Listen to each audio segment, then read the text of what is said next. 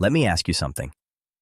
When Jim Chalmers stood up in that Parliament chamber, straightened his tie, and delivered the 2026 federal budget with that calm, measured smile, did you feel like something was missing?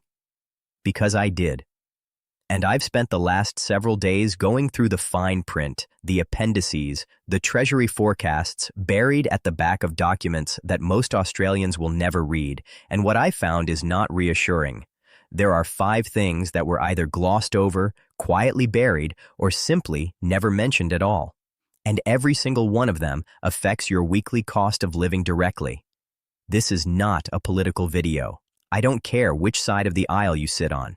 This is a money video. And right now, your money is under serious pressure in ways that the budget speech simply did not prepare you for. So let's talk about what was actually in that document and what was deliberately left out. Welcome to Vertex Wealth Australia, where we cut through the political theater and give you the real financial picture, because nobody else in this country is going to do it for you. If you're new here, this channel exists for one reason: to help everyday Australians understand what's actually happening with their money before it's too late to act. Subscribe right now, because what we're covering today is exactly the kind of content that the major networks won't touch. For those of you who've been with us for a while, you already know we don't sugarcoat it. So let's get straight into the 5 things Jim Chalmers didn't tell you.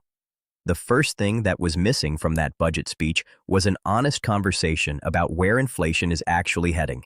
Yes, headline inflation has come down from its peak. Chalmers made sure to mention that several times. But what he didn't tell you is that services inflation, the kind that covers your electricity, your insurance, your rent, your childcare, and your private health premiums, remains stubbornly high and is proving far harder to bring down than the headline number suggests. The Reserve Bank's own internal projections show persistent pressure in services costs well into 2027. That detail didn't make it into the speech. It should have.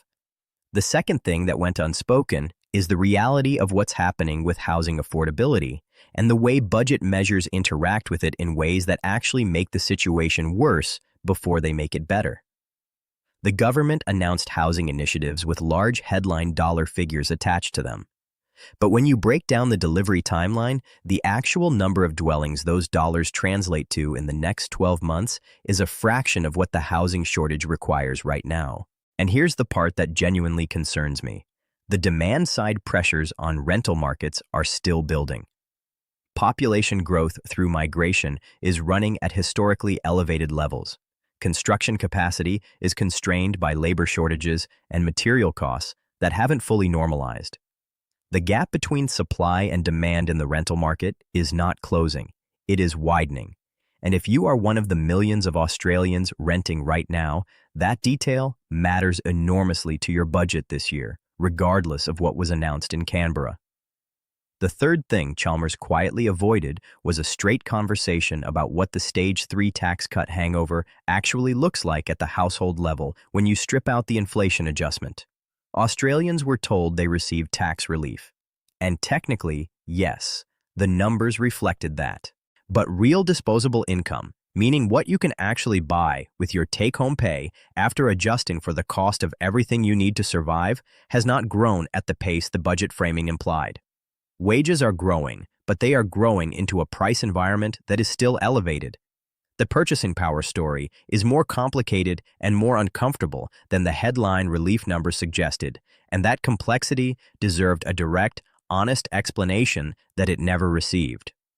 The fourth thing that was left out is the true forward trajectory of energy costs.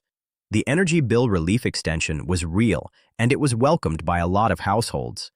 But it is a temporary measure sitting on top of a structural problem that the budget does not solve. Network costs, the poles and wires infrastructure charges embedded in every Australian electricity bill, are projected to rise significantly over the next several years as the grid transitions to renewable sources. That transition is necessary. Nobody serious is arguing against it. But the cost of that transition is going to land on household bills in a way that the one-off relief payments do not offset over the medium term. The budget presented the relief. It did not present the underlying cost trajectory that makes that relief feel increasingly inadequate the further out you look. And the fifth thing, the one that I think is the most important for anyone watching this video who is actively trying to build wealth or protect what they have, is the absence of any serious conversation about what this level of government spending means for the long-run interest rate environment. Australia's structural deficit position over the forward estimates is not dramatic by global standards, but it is persistent.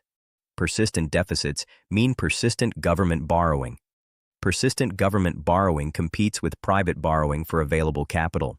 That competition keeps interest rates higher for longer than they would otherwise need to be. The RBA's ability to cut rates aggressively is constrained in part by the fiscal position of the government itself.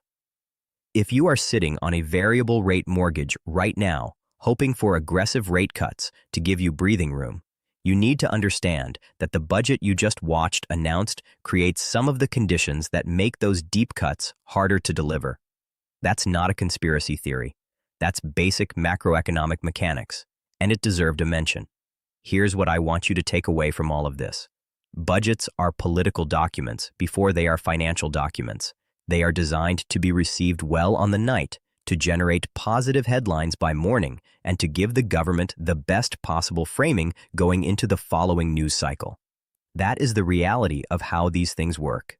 Your job, as someone who actually has to live inside the economy that budget creates, is to look past the presentation and understand the mechanics underneath it. Because the mechanics are what determine whether your cost of living gets better or worse over the next 12 months. At Vertex Wealth Australia, this is exactly what we do week in and week out. We don't take the press release version of events and hand it back to you with a bow on it. We read the documents, we look at the data, and we tell you what it actually means for your financial life. If today's video gave you something to think about, hit the like button and share it with someone who needs to hear this, because this kind of information should not be locked inside financial circles. It belongs with everyday Australians. Subscribe to Vertex Wealth Australia if you haven't already. Turn on notifications so you don't miss what's coming next, because the follow-up to this budget is going to be a story worth watching very closely. Drop your thoughts in the comments below. I want to know which of these 5 things surprised you the most. Until next time, stay informed and protect your financial future.